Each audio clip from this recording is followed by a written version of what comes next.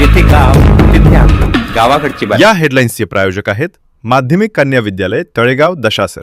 आज दिनांक 3/6/2026ला आम्ही आज उपोषणाला बसलो.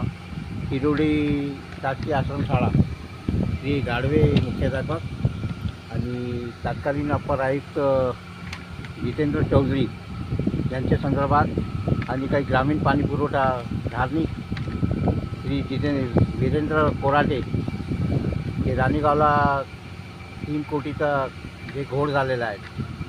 तिथे पाण्याची विहीरसुद्धा नाही बांधली आहे, पण पाईपलाईन टाकण्यात आली आहे.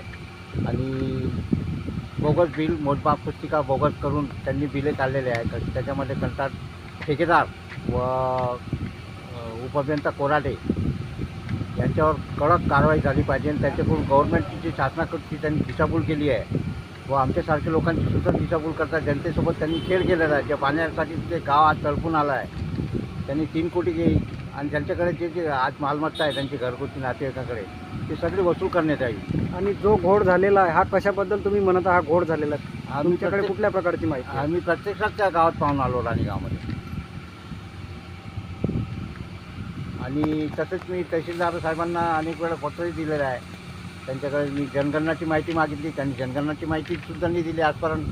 त्यांच्याविषयी ते कर्मचारीकडून पैसे घेऊन त्यांचे काम करतात. ज्यांना ड्युटीवर लावलं पाहिजे ते घरी बसलेले आहेत. विशेष म्हणजे जेव्हापर्यंत मला न्याय मिळणार नाही तेव्हापर्यंत उपोषण सोडणार नाही. माझी पूर्ण सहकारी टीम आहे माझ्यासोबत. हे सगळे माझे संघटनेचे लोक आहे. जेव्हापर्यंत न्याय मिळणार नाही तेव्हापर्यंत उपोषण सोडणार नाही.